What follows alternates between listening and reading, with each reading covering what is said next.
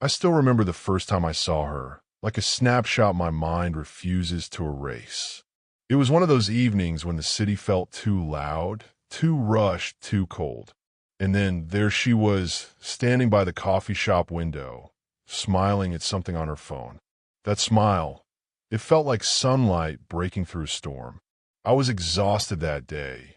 Just another long shift at the marketing firm, juggling deadlines and pleasing people who never even remembered your name. I wasn't looking for anyone. I wasn't trying to fall in love. But life has this strange way of making you trip, right, when you think you've got your balance. I walked in, ordered my usual black coffee, and somehow ended up standing next to her in line. She turned, looked at me, and laughed softly. "You look like you've had a rough day." Her voice had that warmth that disarms you instantly. I just smiled, awkwardly, because honestly, I couldn't think of a single clever thing to say. That's how it started. Nothing cinematic. No music playing in the background. No slow motion moment. Just a simple conversation between two tired souls. Her name was Maya. She worked at a nearby design studio. She was funny, smart, the kind of person who could turn any boring story into something magical. And me? I was just ordinary. But somehow, she made me feel like that was enough. We started meeting more often, at first by accident, then intentionally. Coffee breaks turned into dinners. Dinners turned into long night walks. I told her about my failed ambitions, how I once dreamed of being a writer, but ended up buried in corporate emails. She listened, not just politely, but like she actually cared. And I listened to her stories, too, about her love for art, her dream to start her own design brand one day. Little by little, she slipped into my world, and I didn't even notice it happening. I started rearranging my days to see her. I caught myself checking my phone every few minutes, waiting for her texts. When she smiled at me, the world just quieted down. For the first time in years, I felt like I had something worth looking forward to. My friends noticed the change. "You're glowing, man," one of them said. And I couldn't deny it. A few weeks later, we officially started dating. Everything about her felt easy, natural. She made me laugh, even on my worst days. She encouraged me to write again. She'd read my drafts, underline sentences, and tell me, "You've got something real here." That kind of support, it's powerful. It makes you trust someone completely. I remember the first time I took her to meet my family. My mom adored her instantly. My sister couldn't stop talking about her. Everyone said the same thing. "She's perfect for you." And I believed them. Looking back now, maybe that's where I made my first mistake, believing that perfection exists. Because behind that beautiful smile and kind laughter was a secret she guarded like a shadow. At the time, I didn't see it. All I saw was love, or what I thought was love. She started spending more time at my place. Her toothbrush appeared next to mine, her books on my shelves. I'd wake up to her making breakfast, humming softly in the kitchen. It felt like a dream I never wanted to end. We made plans, small ones, big ones. Trips we'd take, an apartment we'd rent together, maybe even a business idea we'd start someday. It all felt possible. It all felt real. But little did I know, while I was dreaming of our future, she was rewriting our present. It started with something small, a missed call she didn't want to explain. I remember asking casually, "Hey, who was that?" She smiled and said, "Just a client." But her eyes darted away too quickly. I brushed it off because love does that to you. It blinds you. You start explaining away the things that don't make sense. Then came the nights she said she had to work late. I believed her because why wouldn't I? She had never given me a reason not to. At least, not yet. I still remember one evening. I was working from home, trying to meet a tight deadline. Maya had gone out for a client dinner, but around 9:30, I realized she'd left her tablet on my desk. I picked it up, planning to call her, but then the screen lit up with a message notification. It wasn't from a client. It was from someone named Ryan Speech Balloon. The message read, Can't wait to see you again. Tonight was incredible. My heart just froze. I stared at the screen, trying to breathe, trying to tell myself it had to be some misunderstanding. But then another message came in. Same place tomorrow. I didn't open it. I didn't want to believe what I was already starting to know. When she came home later that night, she looked radiant, like someone who'd just stepped out of a dream. She hugged me, kissed my cheek, and said, "Sorry I'm late. The meeting went long." I smiled back. I didn't ask anything. I just said it's okay. But something inside me broke that night. I barely slept. My mind kept replaying that name, those words. Ryan. Tonight was incredible. Same place tomorrow. Was it possible? Was she really lying to me? The next day, she acted like everything was normal, texting me, "Good morning, red heart," like she always did. But now every word from her felt hollow. I tried to shake it off. Maybe I was overthinking. Maybe Ryan was just a friend. Maybe tonight was incredible, meant something innocent. But deep down I knew, love doesn't lie. Not like that. So I did something I never thought I would. I decided to find out the truth. But the truth has a way of changing you forever. I wasn't ready for what I was about to discover. The next morning felt different, quieter, heavier somehow. Maya's laughter filled the apartment like it always did, but I couldn't hear it the same way anymore. It sounded rehearsed. Too perfect. She was standing by the window, hair tied up messily, sipping her coffee. She looked beautiful. She always did. And yet, all I could think about was that name glowing on her tablet screen the night before. Ryan. I told myself to breathe, to act normal. So I asked casually, "How was your meeting last night?"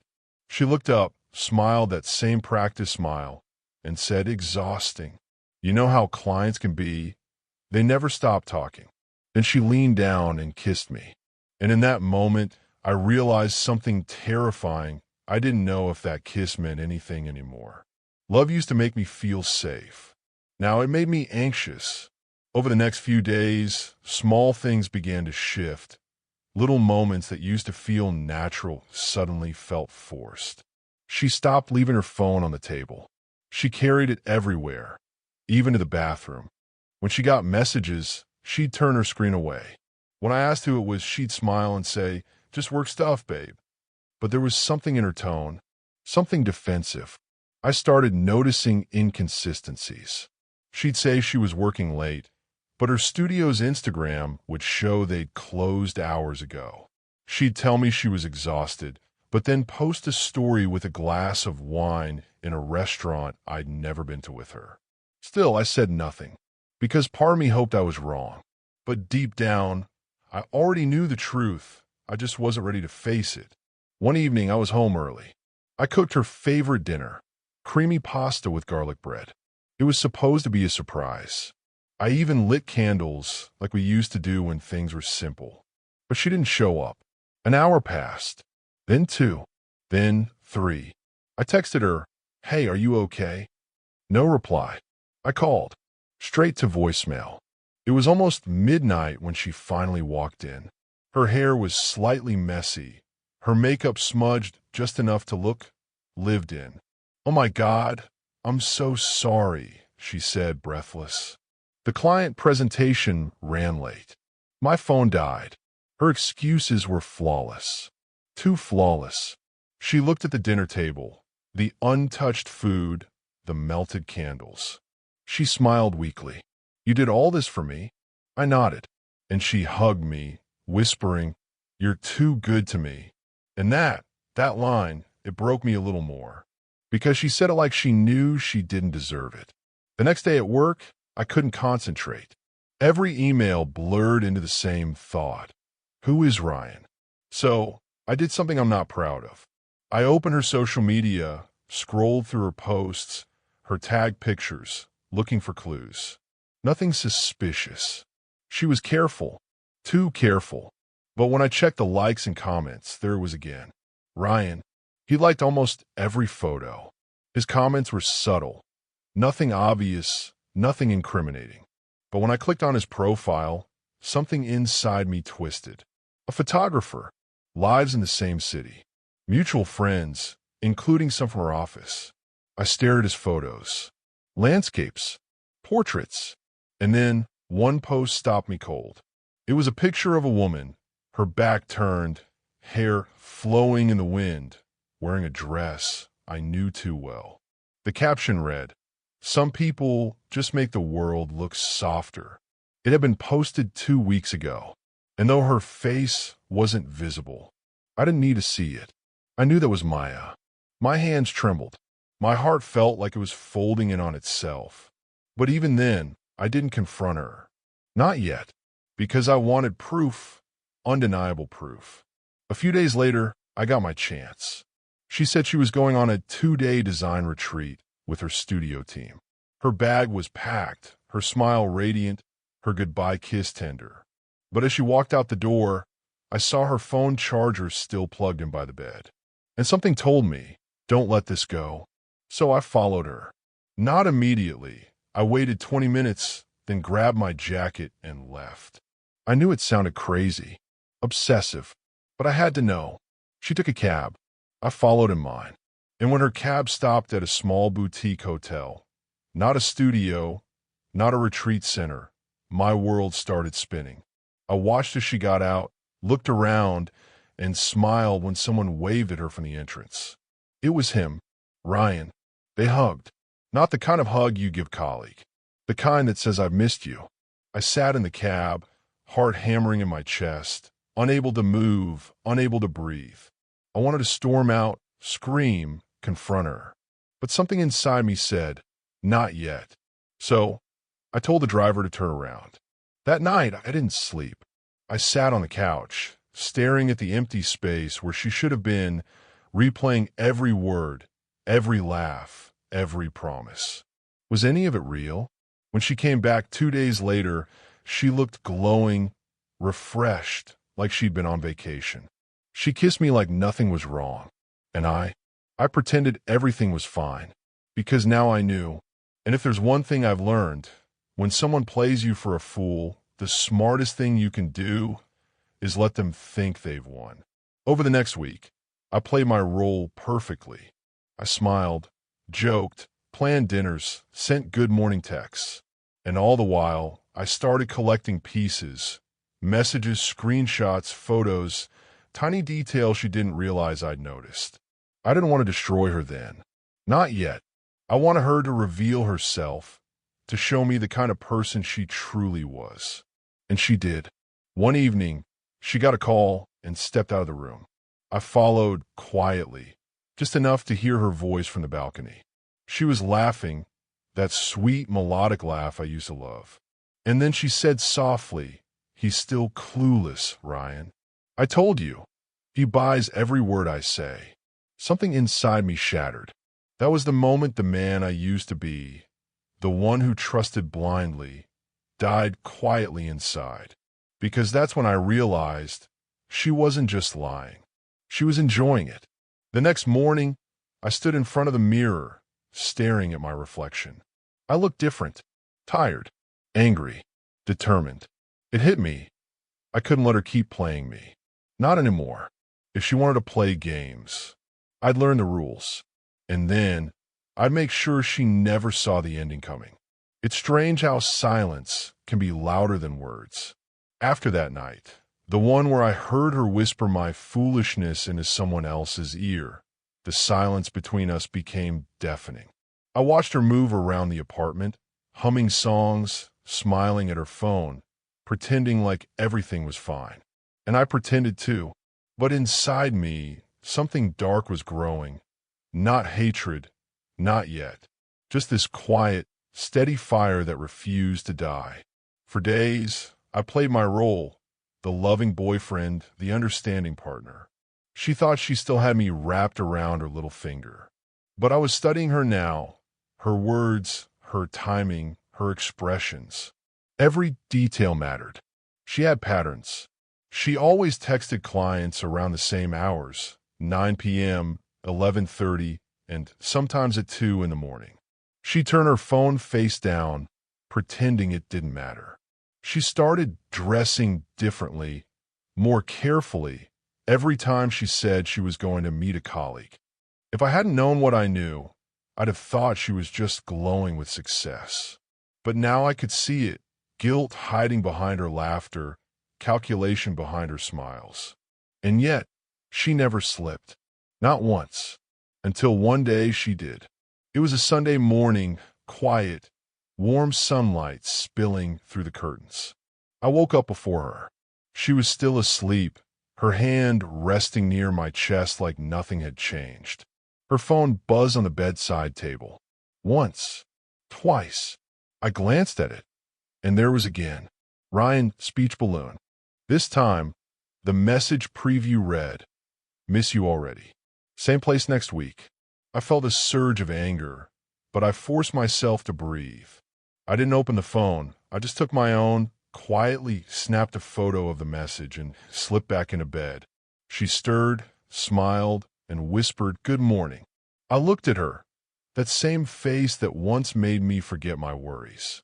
Now, it only reminded me of every lie she'd told. Over the next few weeks, I became someone else entirely. Calm, focused, dangerous in silence.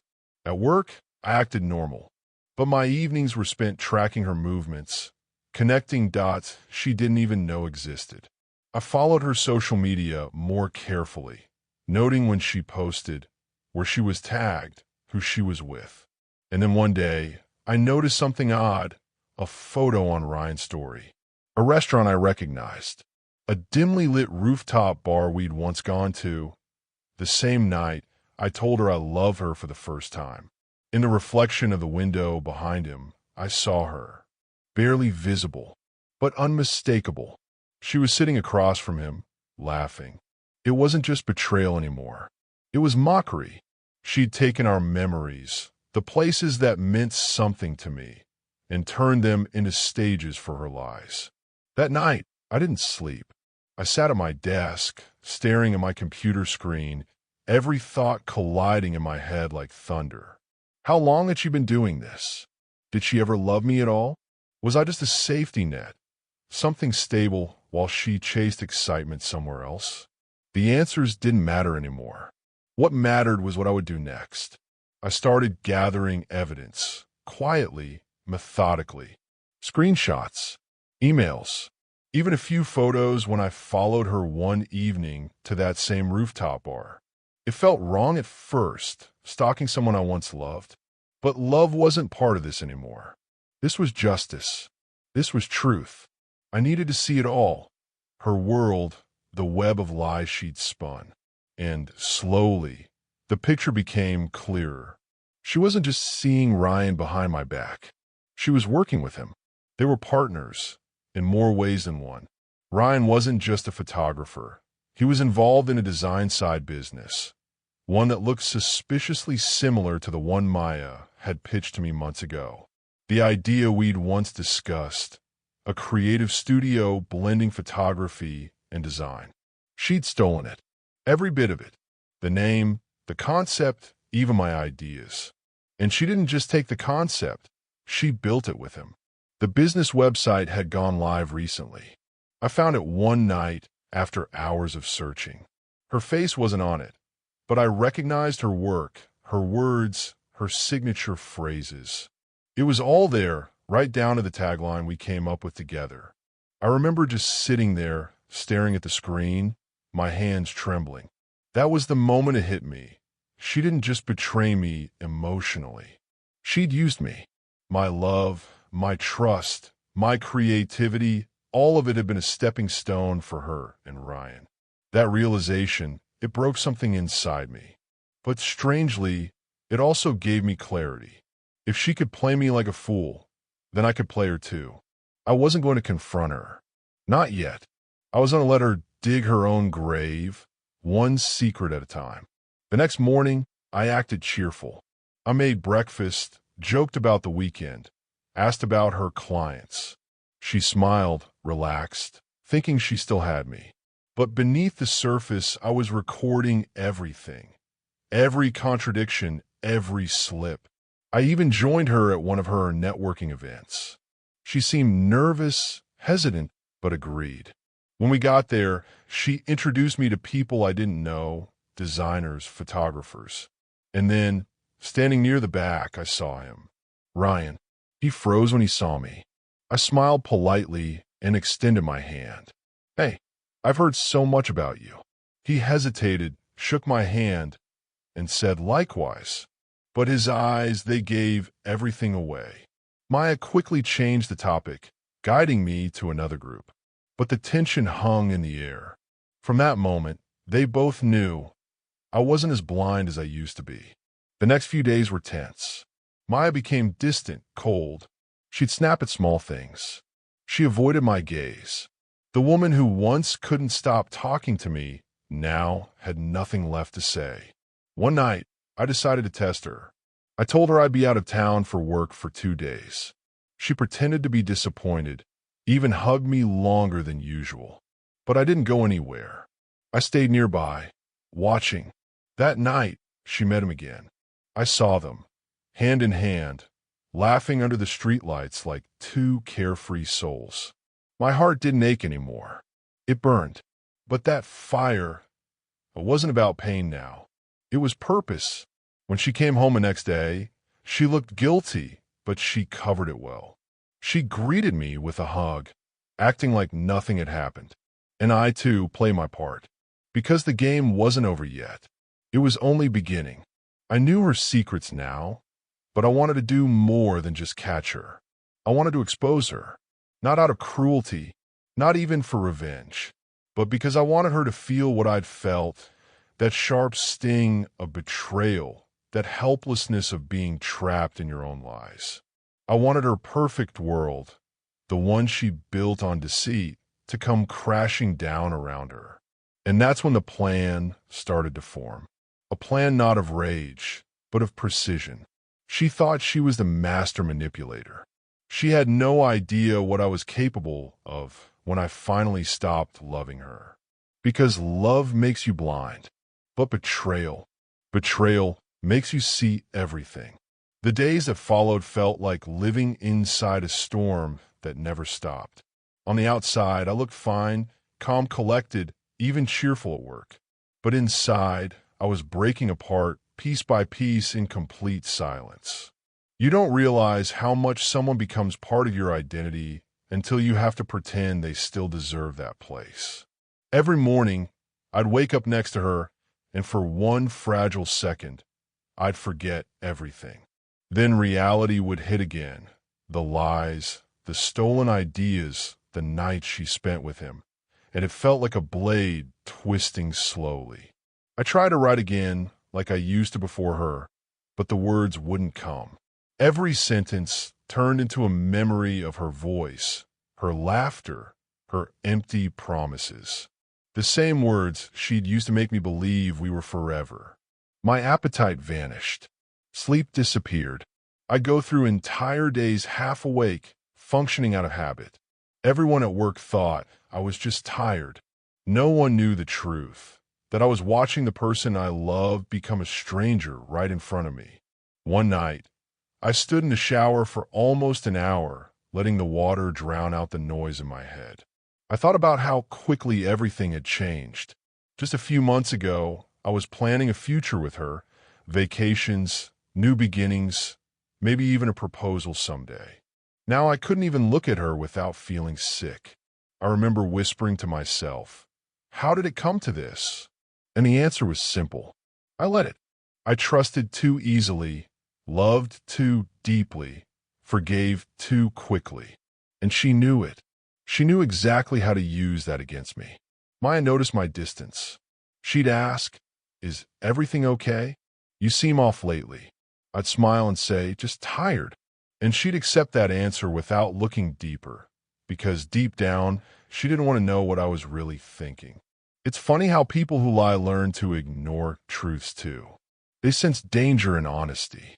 Sometimes, I'd catch her studying me, like she was trying to guess if I'd found out. Then she'd brush my hair back, smile sweetly, and say something like, I'm so lucky to have you. And I'd think, you really have no idea what's coming, do you? But before I could bring myself to act, I had to face something harder, my own weakness. Because revenge sounds powerful when you imagine it, but when your heart is still bleeding, all you really feel is exhaustion. There were nights when I almost caved in, wanted to forgive her, to go back to pretending we were happy. It would have been easier. No confrontation, no drama, just quiet denial. But then I'd remember every message, every lie, every stolen piece of me. And I'd whisper into the dark, no more. The breaking point came on a rainy Thursday. She'd gone out again, late client dinner, the same line she'd used 100 times. I sat alone at the kitchen table, staring at my phone. I could have called her. I could have begged for the truth. But instead, I opened my laptop and typed a message to Ryan. I didn't use my name. I just wrote, "You might want to ask Maya about the man she lives with. She tells him you're just a business partner." I didn't send it right away. My finger hovered over the enter key for what felt like forever. Then I closed the laptop because I realized hurting him wasn't the point. It was never about him. He was just a symptom. She was the disease. That night, she came home smelling like rain and perfume that wasn't hers. I watched her quietly as she changed into her pajamas, humming some tune, acting like nothing had happened. And something in me just snapped. I walked out to the balcony and stared at the city lights, trying to remember who I was before her. I used to be hopeful. I used to believe in people. Now I just believed in consequences. When she joined me outside, I didn't move. She slipped her arm around my waist and said softly, "You're quiet again. Tell me what's wrong." I turned to her and smiled, the calmest smile I'd ever given. "Nothing's wrong," I said. "Everything's exactly how it should be." She didn't know it then, but that was the night I stopped being the victim. From that day forward, I started preparing, not out of anger, but clarity. Every interaction became data.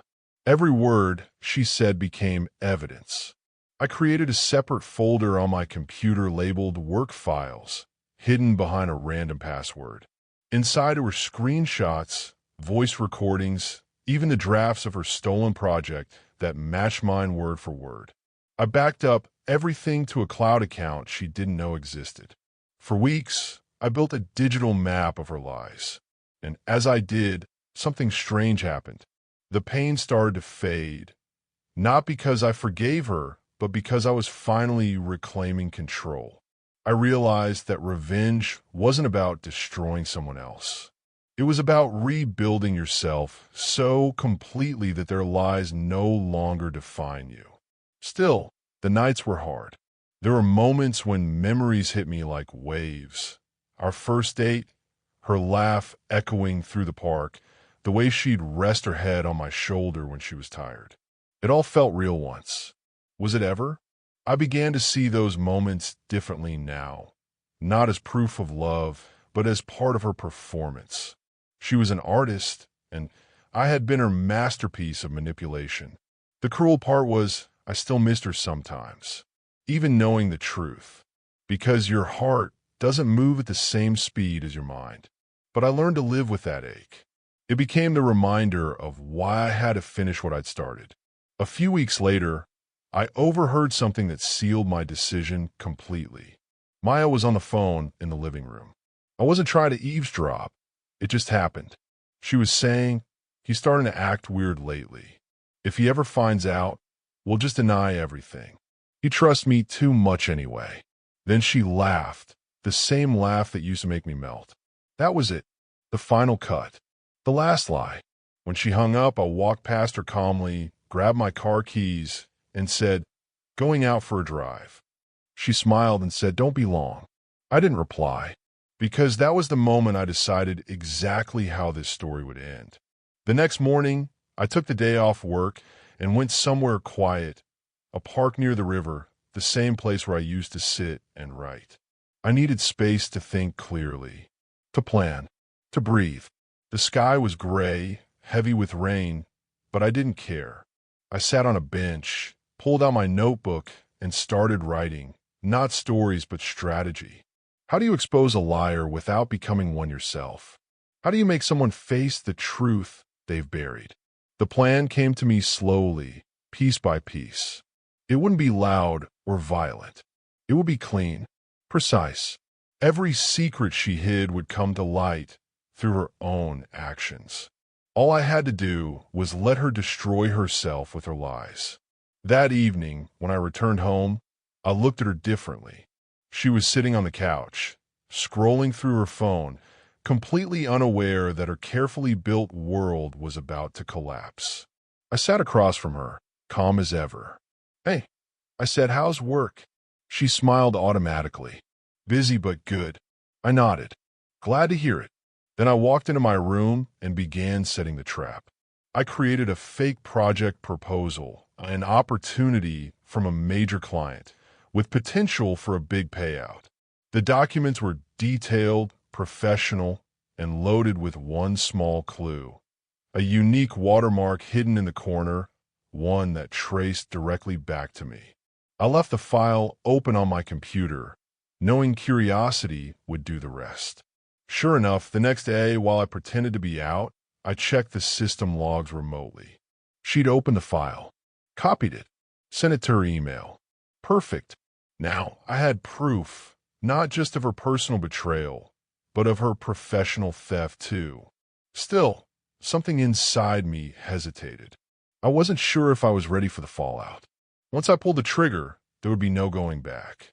The life we'd built, the memories, the routines, even the comfort of pretending, would vanish forever.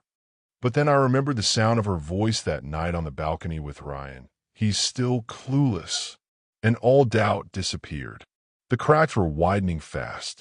She didn't realize I could see everything now, the lies stacking up one by one.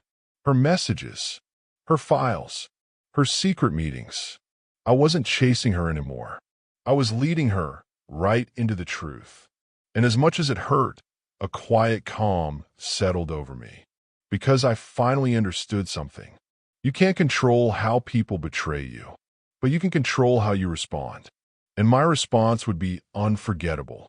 There's a moment in every life where the line between who you were and who you will become is drawn so clearly you can't ignore it.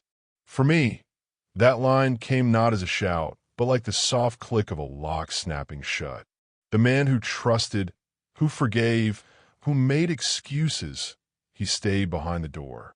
The man who planned, who waited, who knew the value of truth, he stepped forward. It started with small things. I woke earlier. I slept less. I stopped answering calls that I didn't want to take. I learned how to be still and how to move with purpose. The chaos that had lived in me turned into a slow, surgical rhythm. I stopped letting my mind drift into memories. Instead, I mapped everything, not with rage, but with intent. I rewrote the narrative in my head. This wasn't just about her or Ryan. It was about reclaiming my life, my dignity, and the parts of myself I had handed away. I wanted to expose her, not to humiliate, but to hold her accountable for the life she stole from me. First, I had to protect myself. There are practical things people forget when pain rules their life. Bank passwords, shared apps, emergency contacts. I quietly changed passwords, moved what I could from joint accounts, and backed up everything that mattered to places she'd never think to look. It felt petty at first, like closing doors after someone had already left, but it was necessary. The tiny actions anchored me. They rooted me back into a sense of control. Then I sharpened my plan. Revenge in movies is loud and dramatic. Biggest gestures caught in slow motion. Real revenge, the kind that lasts, is quieter. It's methodical. It's brilliant in its restraint. I would not explode in public. I would peel back layers until everyone saw what was hidden. I would make her face the consequences she had tried so hard to hide. The first stage was to document everything. I wasn't about to rely on memory. Memory lies when it wants to. I created an evidence folder that felt like a confession itself. Photo timestamps, message threads, calendar entries, screenshots of Ryan's posts, the business's registration details, invoices, conversations I'd captured from accidental glimpses at her phone. Each piece alone was a whisper. Together they sang. But evidence wasn't enough. I needed credibility. Who would believe a man scorned if I only showed them a folder full of anger? So I built context. I dug into the business's online presence and found the little clues she overlooked. The design language mirrored ours. The copy used an expression I had joked about months ago. Registration documents carried her email addresses and phone numbers linked to accounts I'd never seen. That was the proof that would stitch the story together. I also started talking to people, not to yell or accuse, but to learn. I reached out to mutual friends under the guise of casual catch-ups. I asked about the studio, about new projects, about clients. A few were careful, others were more candid than I expected. Slowly, a pattern emerged. Not just her infidelity, but a pattern of taking what others trusted her with ideas, introductions, even reputations, and reshaping them for her gain. She'd been casting nets, and her catch was not just hearts. At the same time, I didn't want to ruin lives beyond what was deserved. Ryan, for example, could have been a man fooled into something he didn't fully understand. Or he could have been complicit from the start. Either way, I wanted the truth visible, not exaggerated.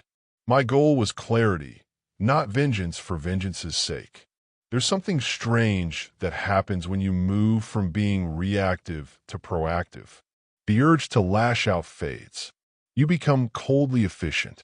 You plan for outcomes instead of flailing in emotion. I started to schedule steps. Confirm ownership of the business, verify financial links, capture live evidence at events, and prepare a narrative that didn't look like a diary, but like an investigation. One of the most satisfying parts of the plan was the subtlety. I didn't confront her publicly. I didn't shout. I created opportunities for her to reveal herself. I would plant seeds, leave a trail that curiosity would follow. Remember how she'd opened that fake file I left? That small, humiliating theft gave me a blueprint. People who steal do so with confidence. Leave something tempting, and they'll take it. It's almost a law. So I set little traps, respectable and believable, that would show where her loyalties truly lay. There was also an internal shift. I stopped seeing myself through the lens of what she had taken. I started to imagine the life I wanted beyond the scandal, beyond the exposure. I returned to the writer in me in a different way, not as someone yearning for love, but as someone committed to living honestly. Many nights, I scribbled not about her, but about the next chapter of my life. A small apartment with a window that let in honest light, a desk where clean work happened, friends who stayed. The vision steadied me. As the plan took shape, I rehearsed my public self. People had always liked the version of me who laughed easily. I wasn't going to lose that. I crafted responses that were calm and measured, words that couldn't be twisted into desperation. When friends asked if everything was okay, I smiled and said, "I'm fine, just busy." It felt almost like acting, but the acting had an edge of truth. I was fine in the sense that I knew where this was heading. Practical steps came next. I opened a separate bank account under a business-sounding name and routed what I could into it without alarms. I registered a domain that echoed the copy her stolen business used. I created an email that looked official. Why? Because when everything was ready, I wanted to be able to present evidence to others in a way that didn't look like a personal vendetta.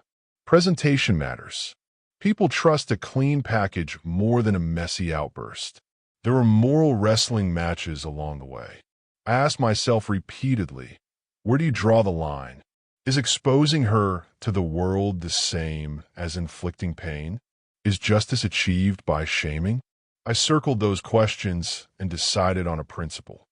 Anything I did must be true, verifiable, and necessary. I would not invent lies. I would not manipulate facts. This was about truth, and the truth, once out, had to be handled responsibly. Days blurred into weeks as the pieces fell into place. The business registration showed her phone number. The emails mirrored phrases we'd said in whispered conversations. When I confronted those details internally, I felt a wind that was oddly gentle. Not the rush of malice, but the calm of precision paying off. The man in the mirror looked less broken now. He looked like someone who could handle the fallout and still stand. There was one moment that surprised me. Empathy, not for her, not yet, but for the version of me who had been willing to forgive everything. I realized forgiveness is powerful, but also needs boundaries. I had forgiven until my identity was borrowed and resold. There's a lesson there. That love must never cost you everything. Knowing that softened, strangely, the urge for cruelty. The plan had teeth, but it was not a trap sprung from hatred. It was a response measured by the harm she'd already caused. Then came a most delicate part, timing. I couldn't rush the reveal. The damage to her credibility had to be undeniable when it happened. So I began to choreograph moments. If she was going to launch a new campaign, I'd be ready.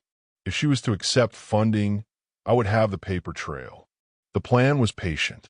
It allowed her to continue her performance long enough to gather the proof to expose it cleanly. A turning point in the turning point was when I decided to include someone else in my plan, a friend from work who had a practiced eye for legal things and a level head. I didn't tell him everything, only the parts necessary, the evidence, the timeline, the questions. He helped me think through the potential repercussions. Keep it legal, he said more than once.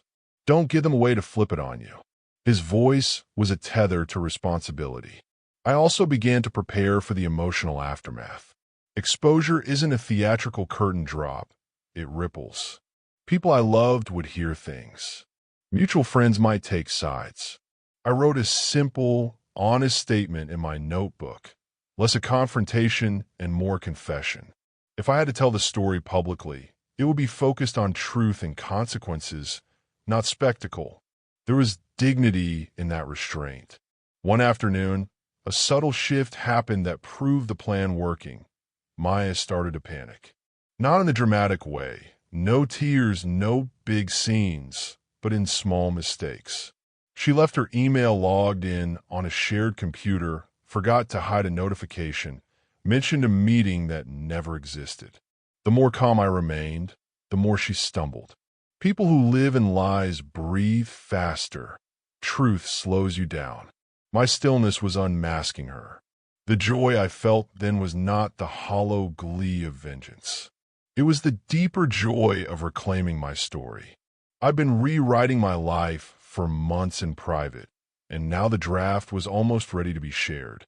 There was an art in how carefully I had approached everything, a strange beauty in turning pain into something precise and honest. Still, fear crept in sometimes. What if I was wrong about some detail? What if evidence was weaker than I thought? The night before I planned to make the first move, I barely slept. I reviewed every file, every screenshot, more times than felt sane. I reached out to my friend again, asking him to audit my materials. He said it's solid. The truth is there. Don't second guess it. His voice steady, his reassurance a final chord. On the morning I decided to act, the city felt different, quieter, as if holding its breath with me. I prepared everything. A succinct presentation for a select few people who needed to know, backups, and a plan to protect myself financially. I didn't want drama. I wanted resolution. That day, I went to the cafe where we'd first met. I sat at the same table and ordered the same black coffee. I wanted to remember what it felt like to be ordinary before the storm. Then I stood, left cash for the coffee, and a note to myself. This is for you. Don't become what hurt you. While I walked back into the apartment, she was still there, making a salad, humming like nothing had shifted. She looked up and smiled, and for a heartbeat I felt the old ache. Then the new resolve took its place. "You okay?" she asked. I smiled, calm and cold. "Better than I have been," I said. She laughed softly. "Good. You deserve that." I nodded. The man I was at reclaimed his voice. The woman who'd taken so much did not yet know that her stage lights were about to be switched off. I had rehearsed the plan in my head so many times it felt like a script. Now, finally, it was time to stop rehearsing and start performing. The air around me seemed sharper, like everything had been focused into a single point. I moved with the steadiness of a man who had practiced not reacting. Small acts of patience had turned into a larger strategy. This was it. The first rule I gave myself: control the story. If people heard only her side, it would be her truth against my anger.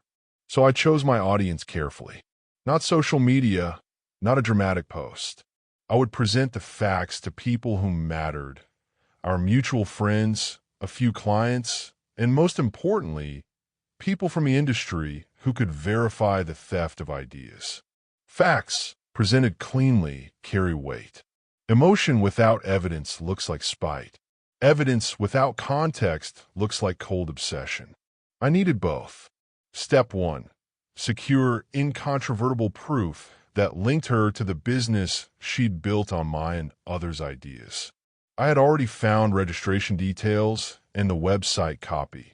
Now I needed a human confirmation. I reached out to a former colleague of hers, not with accusations, but with questions. Under the guise of curiosity about design trends, I asked about her studio, about recent collaborations, about who handled branding. The colleague, eager to gossip, filled in the gaps. Names, dates, meetings I could now tie to my own drafts. I recorded the conversation, not out of malice, but to preserve a voice that corroborated my findings. Step 2. Financial threads. People underestimate how easily transactions leave trails. I hired a small service, nothing illegal, nothing dramatic, to do a background check on the business, registration address, payment gateways, and the email addresses used. The results were cleaner than I expected. A payment processor received funds that traced back to an account linked to an email address she used for freelance inquiries. Invoices matched phrasing I'd written in a notebook when we discussed pricing months ago. If she had ever doubted the origin of those ideas, the paperwork would show her the truth. Step 3. Social proof. I contacted a freelance photographer who had previously worked with a studio, careful not to sound accusatory. I asked for his experience. He replied with a casual message, but contained a line that was as useful as any document.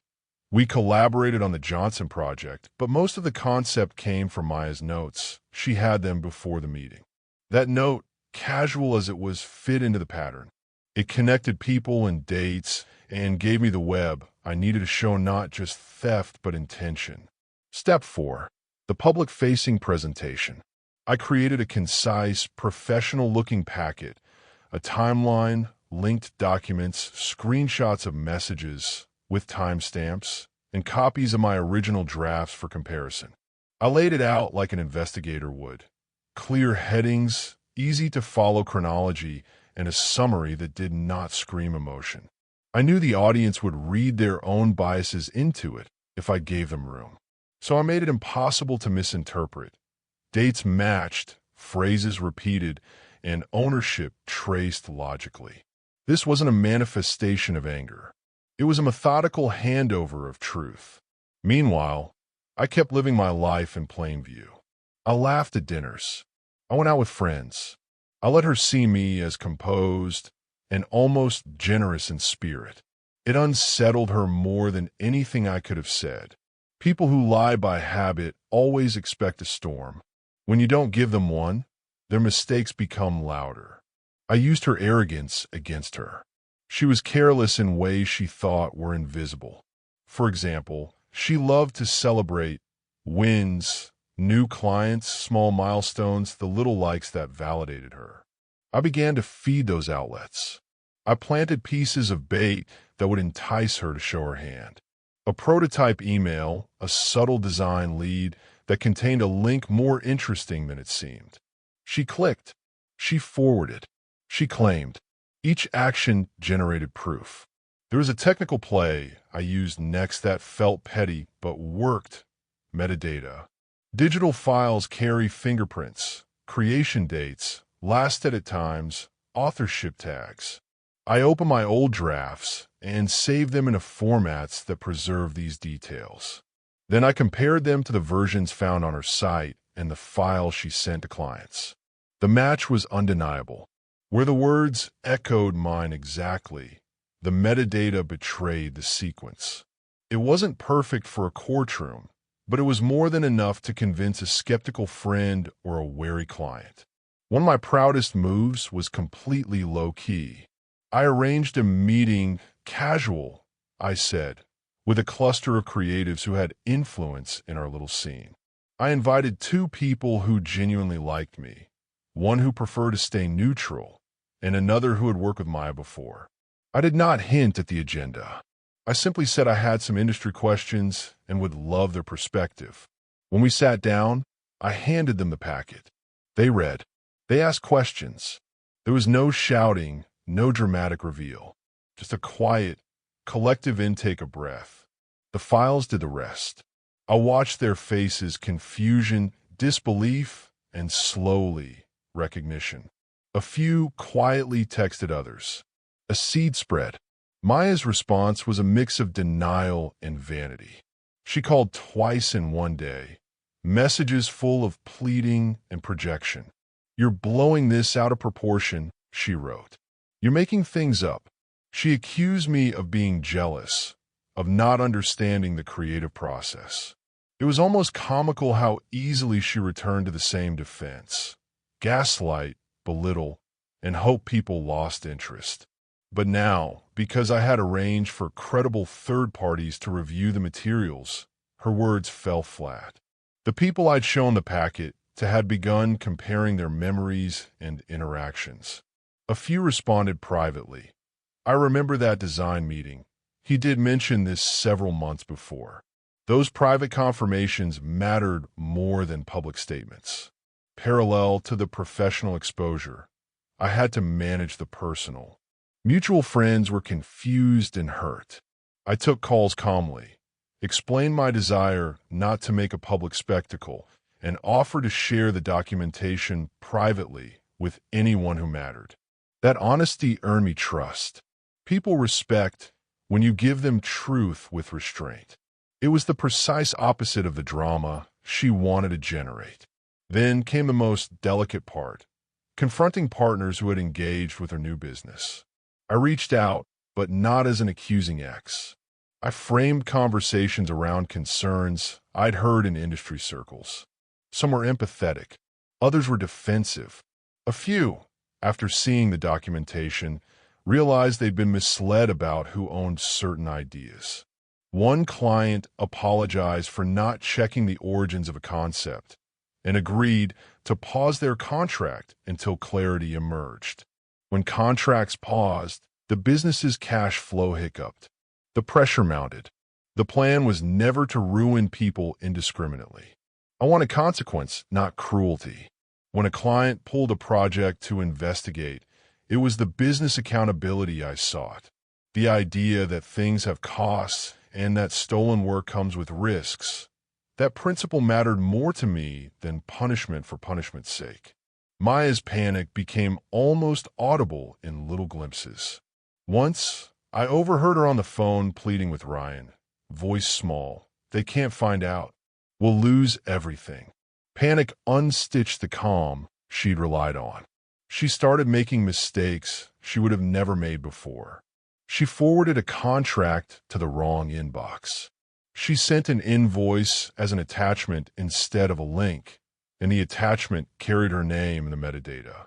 The web she'd spun was unraveling because she'd built it on speed and charm, not careful systems.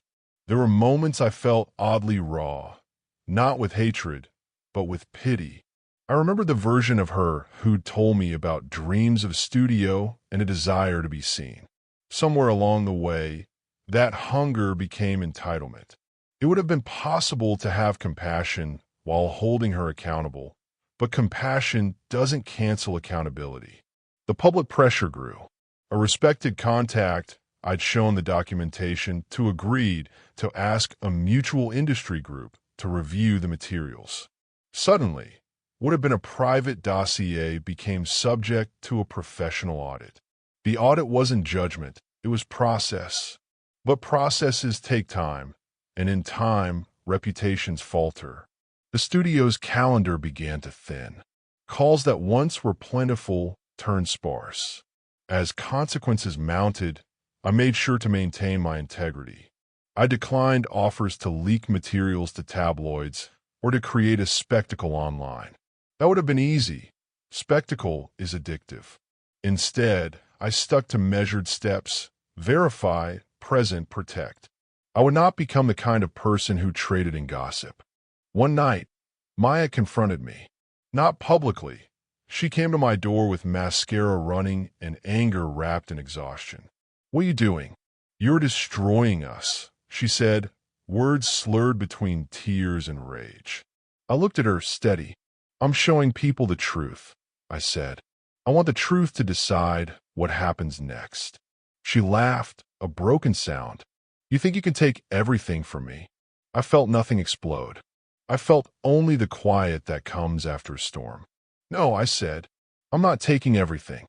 I'm asking for accountability." She stumbled back, as if those words were a foreign language. The next morning, a few clients asked for meetings. A local industry page posted a neutral query about rising creative studios and mentioned a concern from a few sources about originality. The comments were speculative, but the seed had been planted. People were asking questions. That was all I needed. One of the last tactical steps I took was simple and elegant.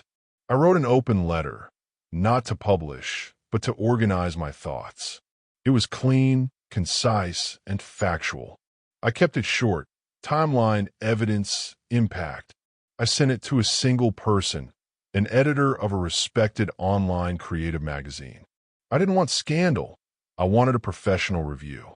The editor responded with curiosity and requested an interview to explore the issue deeper. That interview was the hinge. I provided the files, the context, and refrained from embellishment.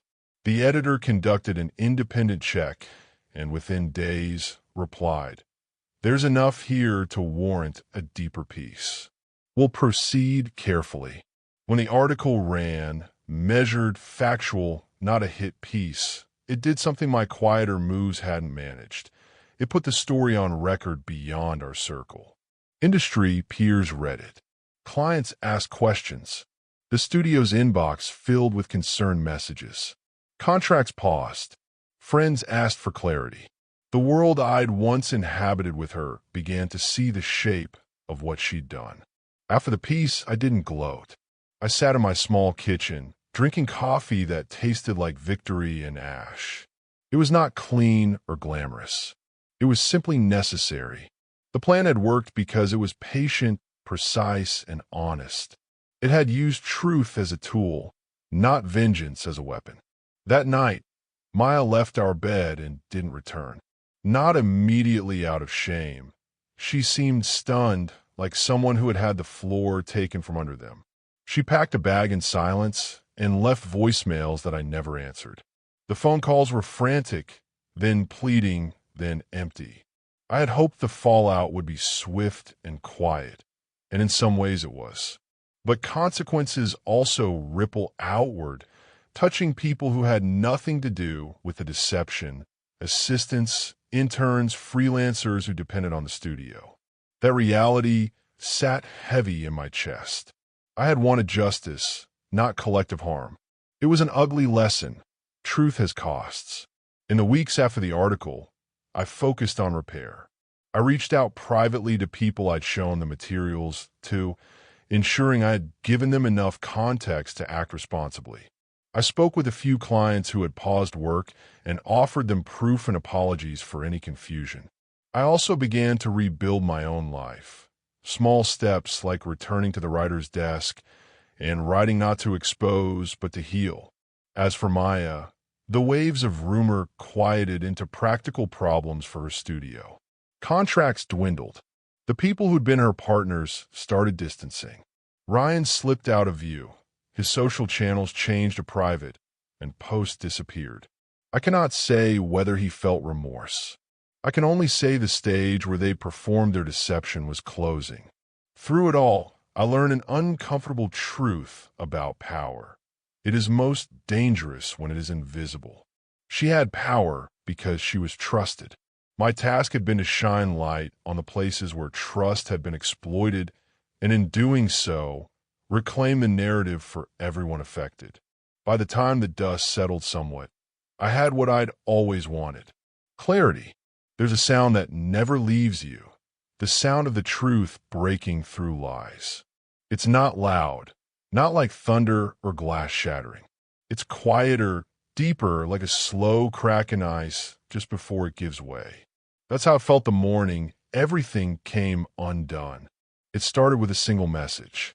My phone buzzed around 8 a.m., a text from a mutual friend. Hey, have you seen the article? It's everywhere now. For a second, I froze. Then, slowly, I opened my notifications. The headline glowed on my screen like a wound I'd waited to reopen. Rising designer accused of copying work from former partner. Industry shocked. It wasn't dramatic. It wasn't exaggerated. It was honest. The editor had done exactly what I'd hoped for. Reported facts, showed evidence, verified claims. No opinions, just truth. And that's what made it devastating. The comments section was already overflowing. Some defended her, some doubted, but most were stunned. Designers, clients, friends, all asking the same questions I'd once asked myself. How could she do this? Did she really think no one would notice? Was any of it real? I sat there, staring at the screen, feeling a strange mix of relief and grief. Relief that the truth had finally stepped out of the shadows. Grief for the man I had once been, the one who still believed she could never hurt me. By mid-morning, my phone wouldn't stop buzzing. Calls, texts, messages from people I hadn't heard from in months. Some were shocked, others curious. A few said, I always felt something was off, but I didn't know it was this deep. I didn't reply much. I didn't celebrate, because this wasn't a victory. It was justice, and justice isn't joyful. It's cold, clean, necessary. Around noon, I got a message from Maya herself. Her name flashed across the screen like a ghost. Please, can we talk? For a long time, I didn't move. Part of me wanted to ignore her forever. But another part, the one that still needed closure, told me to hear her out. So I typed back one word. Come. When she arrived, she looked nothing like the woman I used to know. Her eyes were swollen, makeup smudged, hair tied back in a messy bun. She didn't carry that glow anymore, the one that came from being adored. Now, she just looked human. She stood at the door for a few seconds before stepping inside. I can explain, she whispered, her voice trembling. I nodded slowly. Then explain. For a moment, silence filled the room like thick fog. Then the words poured out of her. Excuses, defenses, half-truths wrapped in guilt. It wasn't supposed to happen like this, she said. I didn't mean to hurt you. I was just trying to build something of my own. Her voice cracked on the word own, and I couldn't help but laugh, quietly, bitterly. Your own, I said. Maya, you took everything we dreamed of and erased my name from it. Tears welled in her eyes. I didn't think anyone would care. I thought you'd moved on. I did move on, I said softly, but not before you made me doubt everything about myself. She looked up then, desperate. I'll fix it, she said. I'll shut down the company if that's what you want. I shook my head. It's not about shutting it down. It's about the truth. You can't rebuild on lies and expect the foundation to hold. She sank onto the couch, her voice barely above a whisper. "I never thought you'd actually expose me." I stared at her, really stared, and said, "I didn't expose you, Maya. You did. I just turned on the light." After she left, I sat in silence for a long time. The apartment felt emptier than before, but somehow lighter too.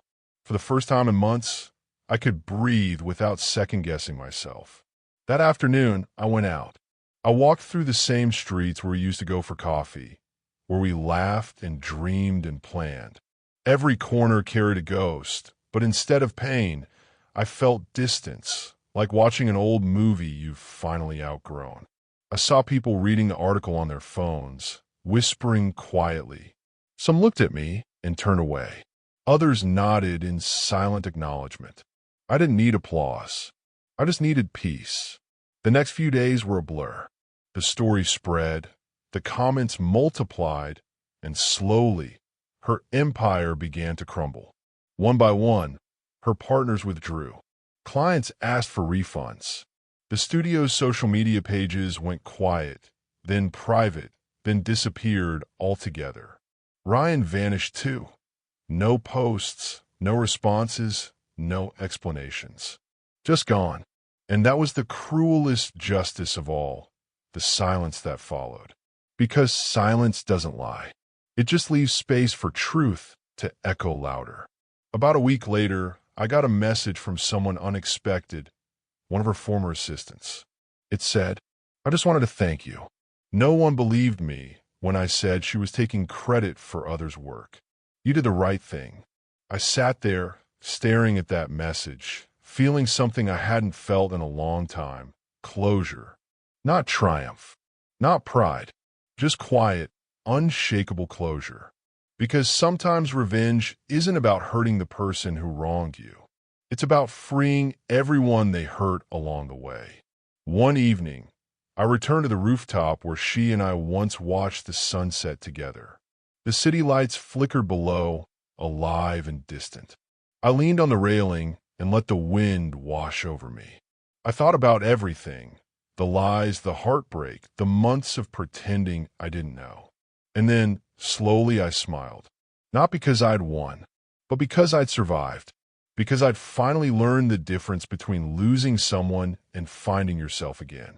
They say revenge changes you. Maybe it does, but not always for the worse. It can teach you who you are when the mask is ripped away. It can show you that patience is stronger than anger and truth louder than hate. It can teach you that the best revenge isn't destroying someone. It's living a life they can never imitate. In the following weeks, I rebuilt. I took small freelance jobs, slowly earning trust again in the same industry that had once doubted me. People began to see me not as the victim, but as the man who refused to stay silent. My work grew, my voice strengthened, and though there were days when the pain resurfaced, it no longer controlled me. It became a scar, visible but healed. One evening, months later, I got a letter in the mail. No name, no address, just a small white envelope. Inside, a handwritten note. "I'm sorry. Truly, I lost everything. I hope one day you can forgive me." There was no signature, but I didn't need one. Her handwriting still lived in my memory. I folded the note carefully, placed it in a drawer, and whispered, "Already did. Just not for you, for me." Because forgiveness, I realized, isn't about letting them back in. It's about letting yourself walk away without looking back. That night, as I lay in bed, I thought about how strange life is, how betrayal can break you so badly, yet build you into something stronger. And I thought of one line, the one that had been echoing in my mind since the beginning. She played me like a fool, but I exposed every secret she tried to hide. And maybe, just maybe, that was how it was always meant to end. Not with bitterness, not with rage, but with the truth standing tall and me walking away with my head high. Because in the end, I didn't just expose her. I exposed the part of myself that once believed love meant losing yourself. And I promised never again. The quiet after the storm is unlike anything else. It's not just silence. It's relief mixed with reflection, a pause where every choice, every betrayal, every plan you executed suddenly settles into meaning. For me, it was that kind of quiet, the kind that lets you breathe for the first time in months and finally feel whole again. I remember walking into my apartment that evening, the city humming outside the window like it didn't care. And maybe that's the point. The world doesn't pause for heartbreak. It doesn't bend to revenge. You bend to it. You navigate it. You take what's been broken and rebuild. The rebuild isn't glamorous. It isn't a flashy return of power or the dramatic, look at me now, reveal movies love to show. It's slow, deliberate, and profoundly personal. I started small. My own work, my own creative projects, my own time.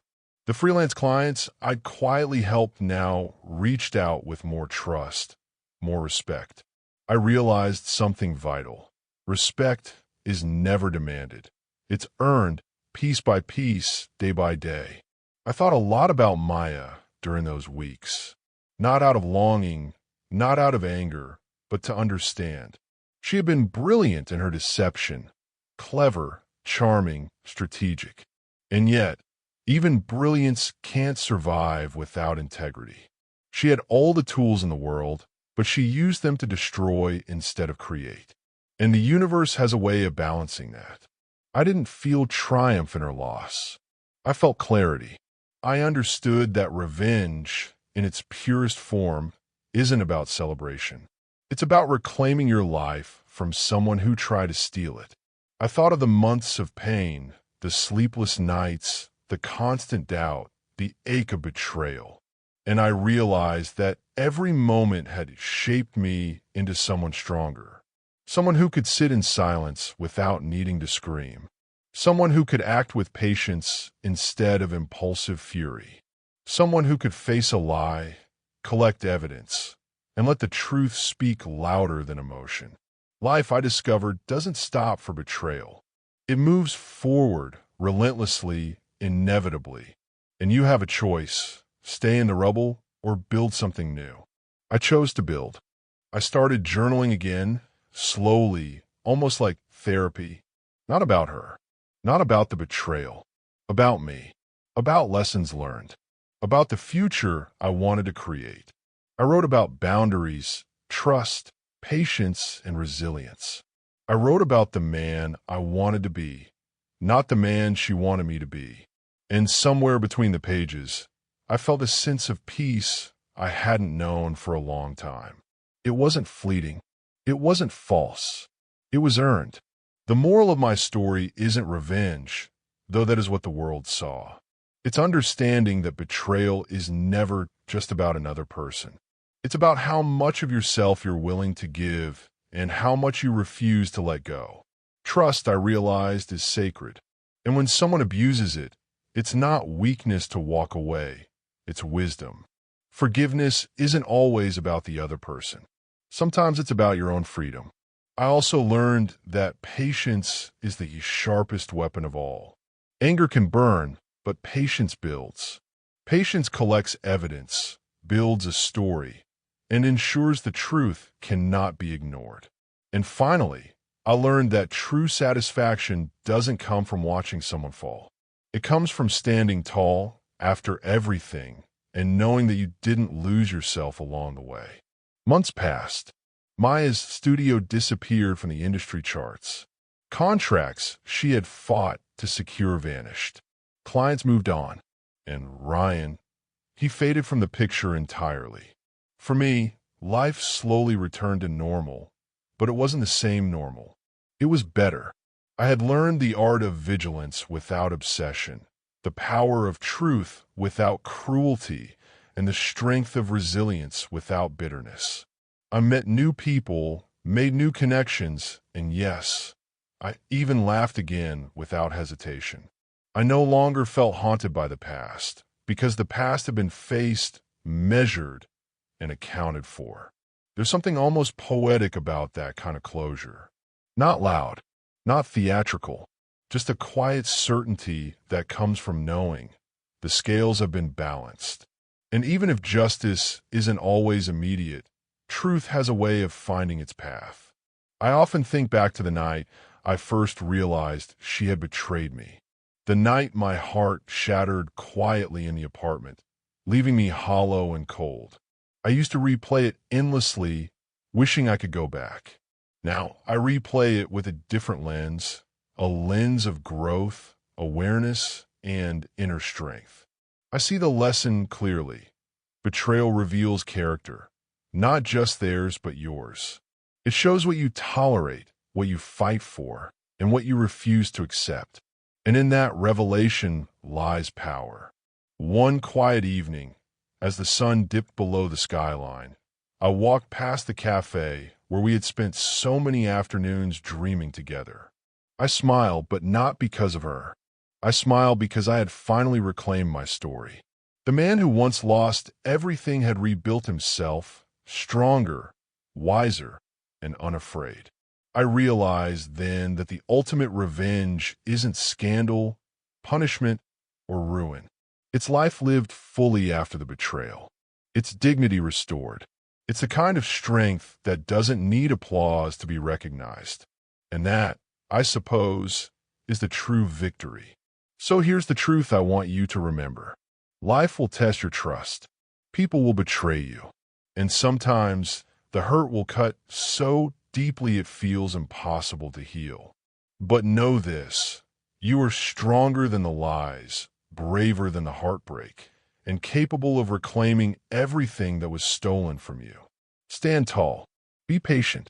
Gather your evidence in life, in mind, and in spirit. And when the moment is right, let the truth do the talking. Because at the end of the day, the most satisfying revenge isn't destroying someone else. It's finding yourself stronger than ever in the wake of their deception. And that, my friend, is exactly what I did.